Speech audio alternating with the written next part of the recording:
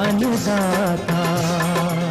पग पग पर है संग तुम्हारे अन्नदाता। लहू किसानों का बन के पसीना सींचता है धरती का सीना।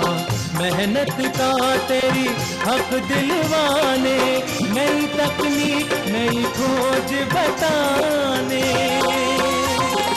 पशुधन को गुणवान बनाना, पौध सुरक्षा को सिखलाना, खेती के सब गुर समझाने, भारत का सरताज बनाने।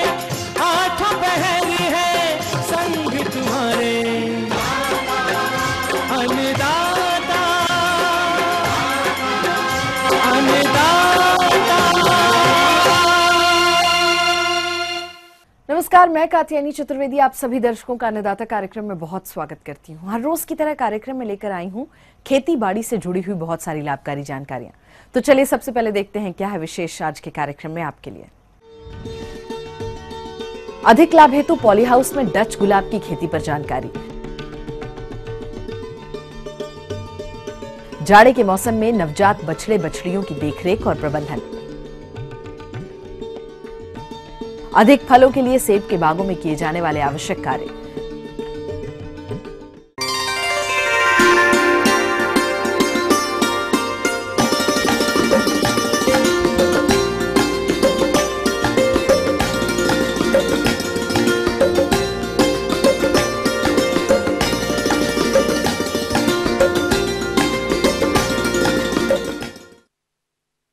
हमारे राज्य के बहुत सारे किसान गुलाब की खेती करके अच्छा लाभ ले रहे हैं, लेकिन उनमें से कुछ किसान ऐसे भी हैं जो कि पॉली हाउस में डच गुलाब की खेती करके अन्य किसानों की तुलना में बहुत अधिक लाभ प्राप्त कर रहे हैं।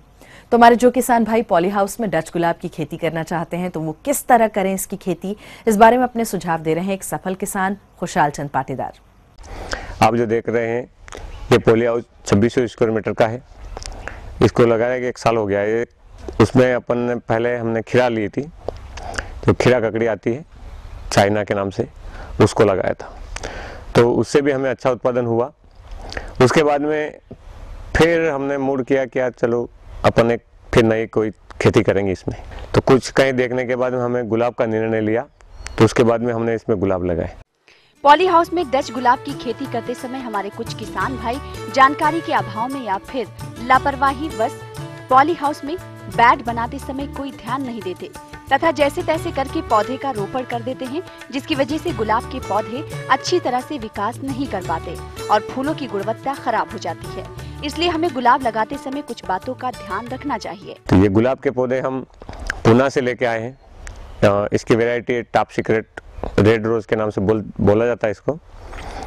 2600 स्क्वायर मीटर में हमारा 18,000 पौधे लगे हैं। इसके लिए अपन को लाल मिट्टी चाहिए जो भुरभुरी रहती है, पानी सोखने में ज़्यादा क्षमतावाल शीनवाल हो, ताकि उसको पानी सोख ले, ताकि इस गुलाब को ज़्यादा नुकसान ना हो रोज़ को। इसके लिए अपन जैसे आप देख रहे हैं लाल मिट्टी है, ये हमने बाहर से मंगवाई इसके लिए। उसके बाद में इसको डालने के बाद फिर हमने करीब 2600 स्क्वायर मीटर में 2 से 3 टन देसी सड़ी हुई खाद, गोबर खाद डाली। उसके बाद में रोटावेटर से इसको बारीक किया। उसके बाद में फिर बेड बनाए। तो हमारे बेड से बेड में जो बीच में जगह देख रहे हैं आप, ये 40 सेंटीमीटर है और बेड जो बना हुआ है ये 90 सेंटीमीटर का है। उसके बाद में इसमें हमने फिर इस बेड के ऊपर 2 ड्रिप की नली बिछाई, जो इस नली के बीच में 12 इंच की जगह है छोड़ दी हमने दोनों कतारों के बीच में। और उसके बाद में हमने फिर इसको लगाया। हर एक पौधे में 6 इंच की दूरी के हिसाब से हमने लगाया और पौधे से पौधे की दूरी होगी 6 इंच और कतार से कतार में 12 इंच की दूरी है। ये जो पौधे हैं ये ग्राफ्टेड है। तो मैं किसान भाइयों को यही कहूँगा कि इनको लगाने के वक्त भी आप थोड़ा ध्यान दें, ताकि जहाँ से ग्राफ्टिंग किया हुआ है उस तक ही मिट्टी डाले, उसके ऊपर न डाले। डच गुलाब की फसल से अधिक और गुणवत्ता युक्त फूलों की प्राप्ति हो, इसके लिए गुलाब के पौधों से निकलने वाली अनावश्यक शाखाओं की कटाई छटाई करना भी जरूरी होता है, जिससे आपको अधिक लाभ की प्राप्ति हो। उसके बाद में जो अपना ग्राफ्टेड किया हुआ है वही आंख चलने दे, ताकि साइड से कोई भी जंगली पौधा जो निकले उसको अपन तोड़ के बाहर निकाल सकते हैं। उसके बाद में जैसे इसमें बढ़वार चालू होती है उसमें कलियां आने लग जाती है, जो कलियां भी अपन को तोड़ते रहना है, क्योंकि तोड़ना इसलिए ज़रूरी है कि ताकि पौधा अपना एक ग्रोथ में अपना एक हाइट लेके तंदुरुस्त खड़ा हो जाए।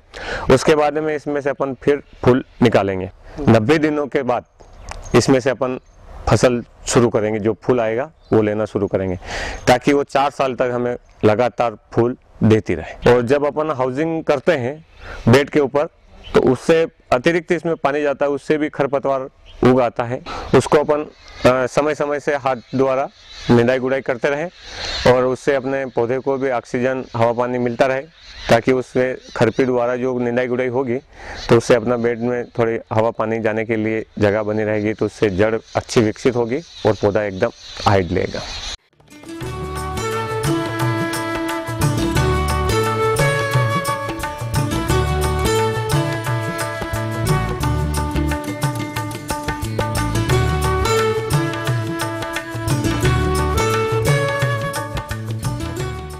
डच गुलाब की फसल में सिंचाई और उर्वरक प्रबंधन का विशेष महत्व होता है, लेकिन हमारे कुछ किसान भाई इन प्रबंधनों में लापरवाही बरतते हुए कभी भी फसल की सिंचाई कर देते हैं तथा असंतुलित मात्रा में उर्वरकों का प्रयोग करते हैं, जिसके कारण पौधों की अनावश्यक बढ़वार तो होती ही है, साथ ही साथ फसल में रोगों का भी प्रकोप होने लगता है। जो आप नली देख रहे हैं, इसके द्वारा सिंचाई की जाती है। इसमें जो हर तीसरे दिन करीब 2600 स्क्वायर मीटर में 10 से 15 मिनट पानी देना पड़ता है। पानी देने के उपरांत जैसे पौधे चालू हो गए, उसमें अब आता है अपना खाद।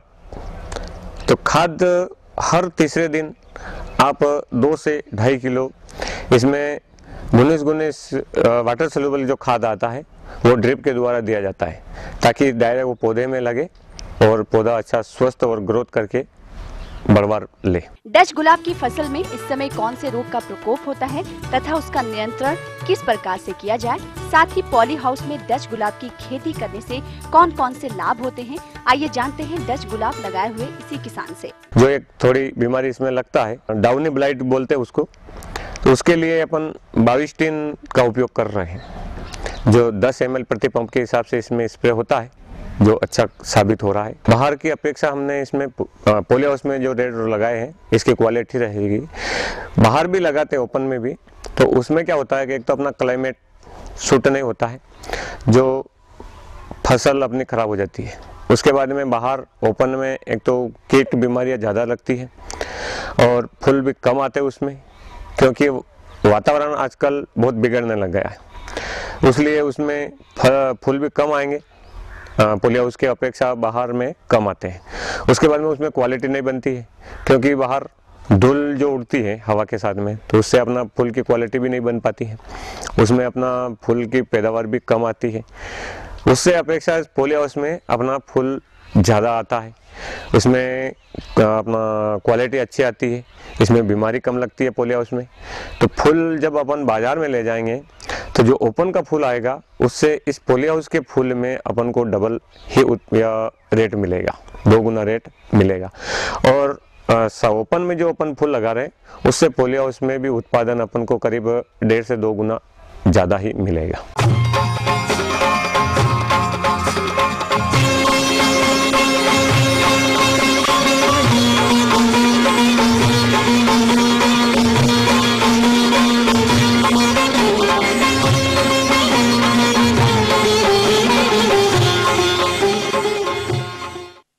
हरियाणा प्रदेश के किसान पशुपालन और डेयरी व्यवसाय में खूब दिलचस्पी दिखा रहे हैं। अच्छी नस्लों के पशुओं के बच्चों को अन्य किसानों को बेचकर काफी आमदनी प्राप्त कर रहे हैं। लेकिन इस समय पहाड़ी इलाकों में हो रही बर्फबारी के कारण और मैदानी इलाकों में ठंड का प्रकोप के कारण दुधारू पशुओं के नवजात बछड़े बछड़ियों के स्वास्थ्य पर इसका विपरीत प्रभाव पड़ रहा है। ऐसे में नवजात बछड़े बछियों की सेहत का ख्याल कैसे रखें, इस बारे में जानकारी दे रहे हैं डॉक्टर शक्ति सिंह। छोटे बछड़ों के लिए सबसे पहली प्रिकॉशन तो ये है कि पैदा होते ही उसको 2 घंटे के अंदर अंदर उसकी माँ का खीस अवश्य पिलाना चाहिए। उसको कम से कम 1 लीटर खीस उसको पिलाना चाहिए, तथा शाम को भी दिन में 2 बार कम से कम दें। दुधारू पशुओं में ब्यात के बाद उसके नवजातों में पेट के कीड़ों की समस्या अधिक देखने में आती है, जिसके कारण नवजातों के विकास में बाधा उत्पन्न होती है और कभी कभी उचित समय पर इसका इलाज न करने पर नवजातों की मृत्यु भी देखने में आती है। तो किसान भाई, इसके बचाव के लिए कौन कौन सी दवाओं का प्रयोग करें, आइए जानते हैं। हर महीने उसको पेट के कीड़ों की दवाई देनी चाहिए निश्चित इंटरवल के बाद, क्योंकि ज़्यादातर मोर्टेलिटी छोटे बच्चों में पेट के कीड़ों की, जिसे आम भाषा में जून कहा जाता है, उसकी वजह से मृत्यु होती है। तो हर महीने पिपराजीन या बेनमिंथ या अन्य जो पेट के कीड़ों की आती दवाई वो अवश्य देनी चाहिए। फिर उसके बाद 3 महीने तक एक थन का दूध कम से कम 1.5 से 2 किलो के बीच में, दोनों वक्त जब पशुओं का दूध निकालते हैं उस वक्त उनको 3 महीने तक मिनिमम दूध देना चाहिए। प्रदेश के किसान डेयरी और पशुपालन उद्योग को करने में काफी रुचि ले रहे हैं, लेकिन खासकर ठंड के मौसम में पशुपालक खुद को किसी तरह से ठंड से बचा लेते हैं, लेकिन अपने पशुओं के बच्चों को बचाने में लापरवाही बरतते हैं। ऐसे में पशु विशेषज्ञ पशुपालकों को सलाह दे रहे हैं कि किस तरह से वे अपने पशुओं के बच्चों की देखरेख करें। जैसे आजकल सर्दी का मौसम है, तो इसमें विशेष तौर पर ठंडे पानी की वजह से निमोनिया होने की शिकायत होती है। ठंडी जगह बंधे रहने से तो उसको गर्म स्थान पर बांधना चाहिए, अंदर कमरे के अंदर रखना चाहिए उसको, और उसके साथ साथ वहाँ पर थोड़ा जहाँ पर वो बैठते हैं उनके नीचे जो है पराली या भूसा अवश्य बिछाना चाहिए। ल्यूक वार्म वाटर यानी कि कोसा पानी पीने को देना चाहिए, और उसके साथ साथ कम से कम 15 ग्राम मिनरल मिक्सचर उसको उसके खाने के साथ अवश्य देना चाहिए। और कैल्शियम, लिक्विड कैल्शियम फॉर्म में या मिनरल मिक्सचर फॉर्म में वो भी अवश्य देना चाहिए। और उसके प्रोटीन की मात्रा के लिए 3 महीने के बाद जो है थोड़ी आधा किलो के करीब जैसे प्रोटीन है, प्रोटीन डाइट है, और 250 ग्राम मॉर्निंग में, 250 ग्राम इवनिंग में हल्की मात्रा देनी चाहिए उसको। हरा चारा पर्याप्त मात्रा में उपलब्ध करवाना चाहिए। यही विशेष तौर पर हमें ध्यान रखना चाहिए। जी हाँ, तो ये थी कुछ उपयोगी जानकारियां। यहाँ एक बहुत छोटे से ब्रेक के लिए रुकेंगे, बहुत जल्द लौटेंगे।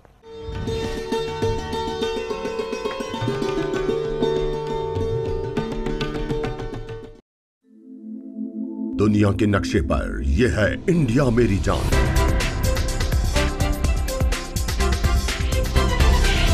भारत थोड़ा अलग है।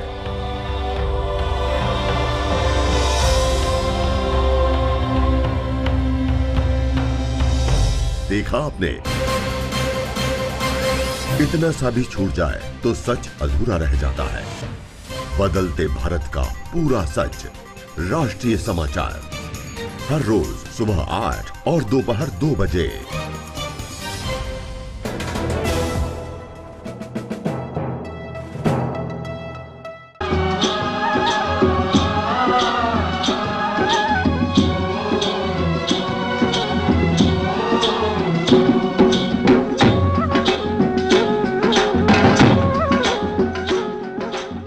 ब्रेक के बाद आपका एक बार फिर से बहुत स्वागत है अन्नदाता कार्यक्रम में। चलिए बढ़ते हैं अपनी अगली प्रस्तुति की ओर।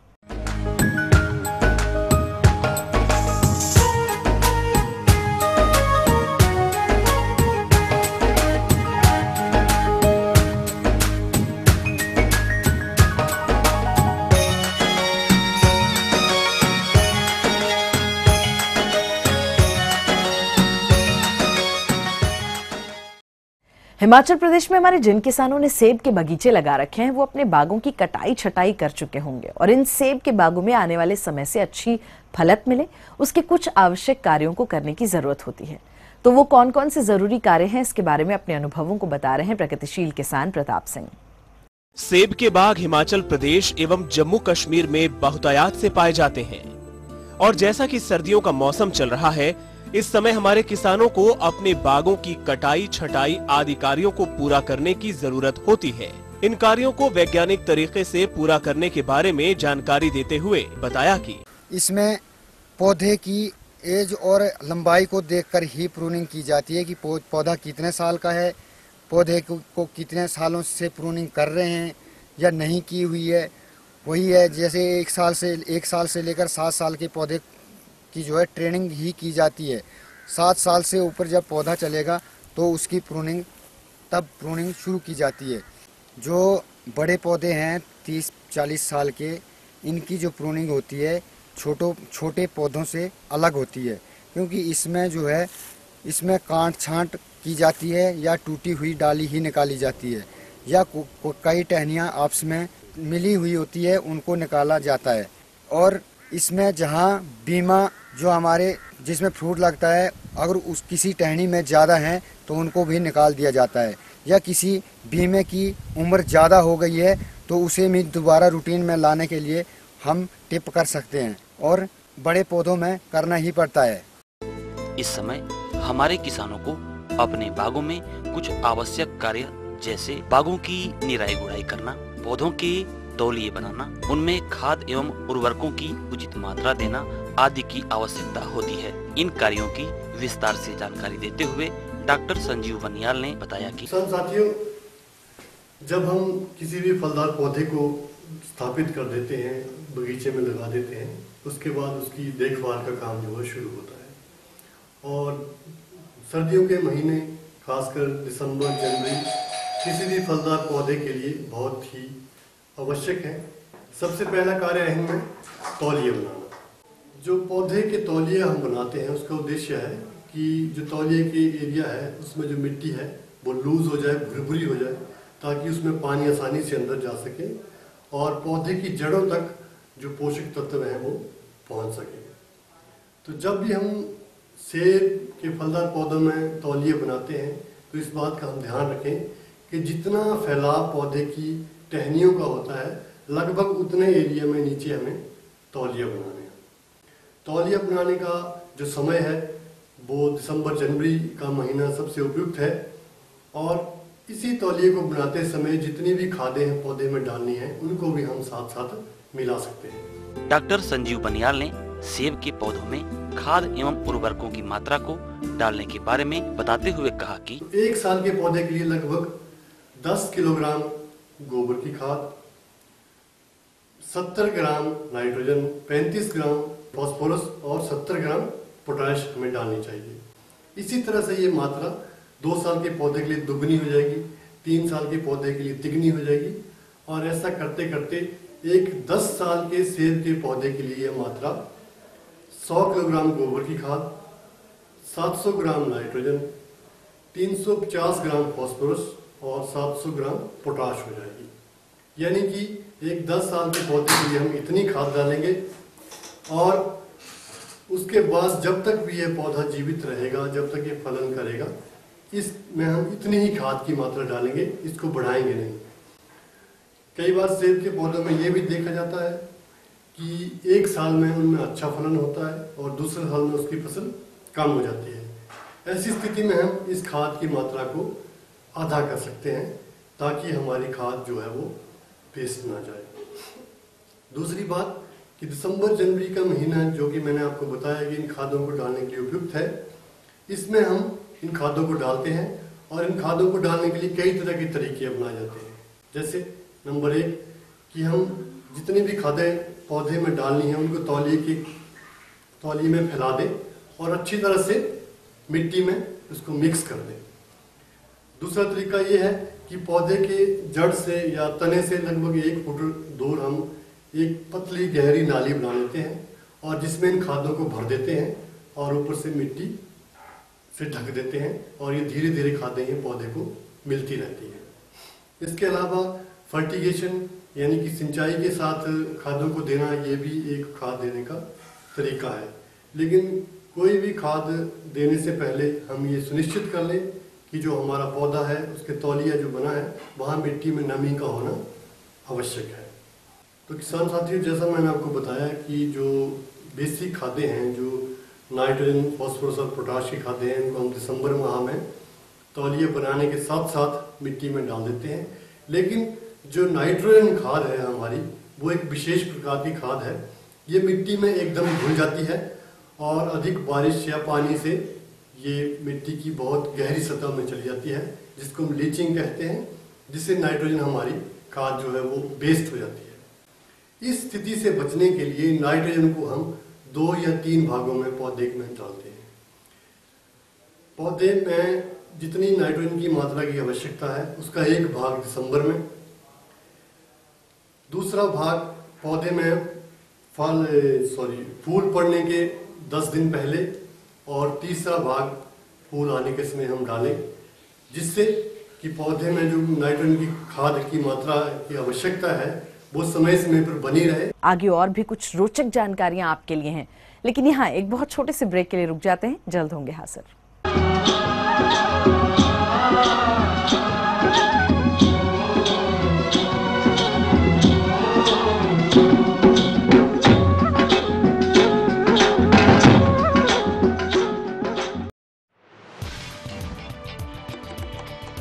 कहते हैं दिल का रास्ता पेट से जुड़ा होता है। जब बात हो दिल जीतने की तो लजीज पकवान बड़ा कारगर सिद्ध होता है। घर पे मेहमान आए हों या कोई खास मौका, ऐसे में लाजमी है बात होती है पकवान की, स्वाद की और परोसने की। तब एक ही नाम जहन में आता है, रसोई से। देखिए रसोई से।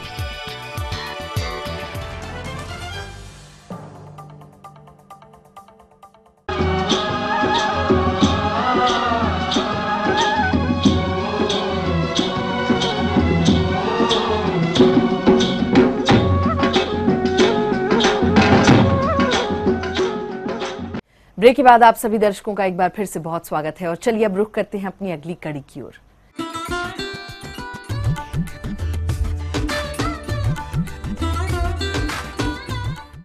अन्नदाता हेल्पलाइन निशुल्क फोन संपर्क सेवा के माध्यम से आपके द्वारा पूछी गई समस्याओं में से एक या दो महत्वपूर्ण समस्याओं को हम अपने कार्यक्रम में जरूर शामिल करते हैं और इसी के तहत आज की चयनित समस्या और उसका जवाब इस प्रकार है।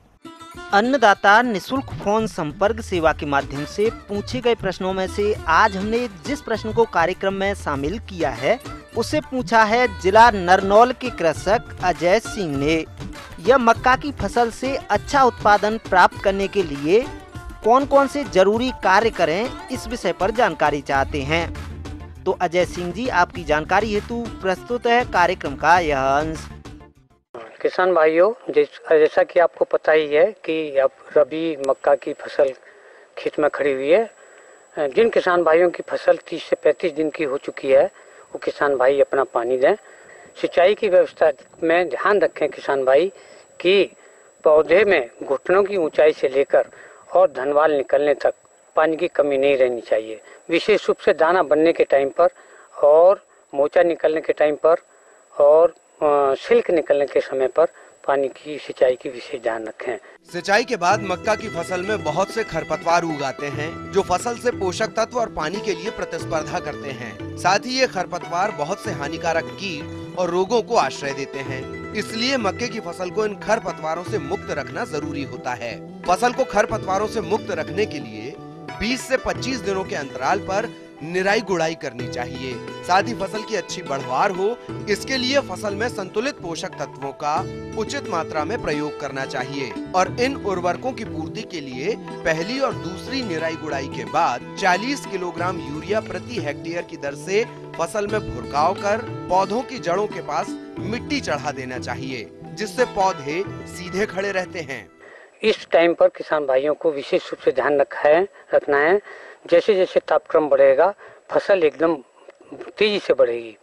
फसल बढ़ने में कीट पतंगों का अटैक होना स्वाभाविक है, तो उसमें कोई भी कीट जो विशेष रूप से इसका तना छेदक कीट है वो अटैक करेगा, वो आक्रमण करेगा। तना छेदक कीट की पहचान। इस कीट के लार्वा भूरे सफेद रंग के होते हैं, सर काले रंग का और पीठ पर 4 लंबी भूरी धारियां होती हैं। ये कीट पौधों के तने में प्रवेश कर हानि पहुंचाते हैं, जिससे पौधे के बीच का भाग मुरझाकर सूखने लगता है। उस तना छेदक कीट को कंट्रोल करने के लिए किसान भाई 3G कार्बोफ्यूरॉन 7 किलोग्राम प्रति हेक्टेयर के हिसाब से पत्तियों के गोभ में उसको डालें। इसके अलावा आरोही पिल्लू भी इस फसल में आ सकता है। आरोही पिल्लू को भी किसान भाई कंट्रोल करने के लिए फॉरेट का 10 किलोग्राम प्रति हेक्टेयर के हिसाब से किसान भाई प्रयोग करें।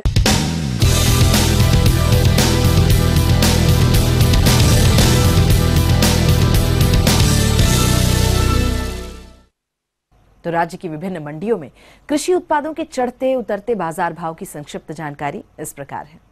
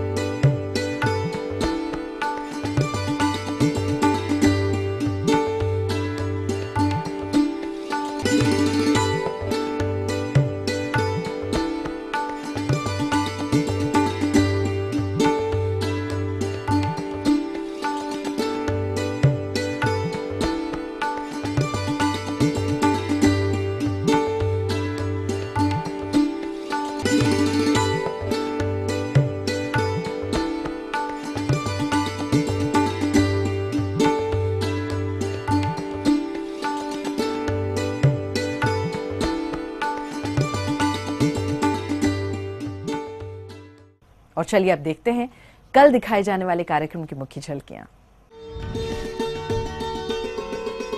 गेहूं की फसल में खरपतवार नियंत्रण पर जानकारी, मधु बक्सों का स्थानांतरण करते समय ध्यान देने योग्य जरूरी बातें। हम ये उम्मीद करते हैं कि आज का कार्यक्रम आप सभी दर्शकों के लिए बेहद उपयोगी रहा होगा। किसान भाइयों, अन्नदाता आपकी सेवा के लिए संकल्परत है और कृषि संबंधित समस्या और सुझावों के लिए आप हमें इस पते पर संपर्क भी कर सकते हैं। तो चलिए हमारा पता लिख लीजिए। प्रोड्यूसर अन्नदाता, ETV Haryana Himachal Pradesh, Ramoji film city Hyderabad 501512। और साथ ही आप हमें ईमेल भी कर सकते हैं और हमारा ईमेल एड्रेस है annadaata.hr.hp@theratefetv.co.in। और इसके अतिरिक्त आप हमें निःशुल्क हेल्पलाइन नंबर 1800108599 पर सोमवार से शनिवार सुबह 10 बजे से शाम 4 बजे के बीच में कभी भी संपर्क कर सकते हैं। तो फिलहाल अन्नदाता की पूरी टीम को दीजिए इजाजत। कल फिर इसी समय आपसे होगी मुलाकात कृषि संबंधित कुछ और महत्वपूर्ण रोचक जानकारियों के साथ। तब तक के लिए नमस्कार।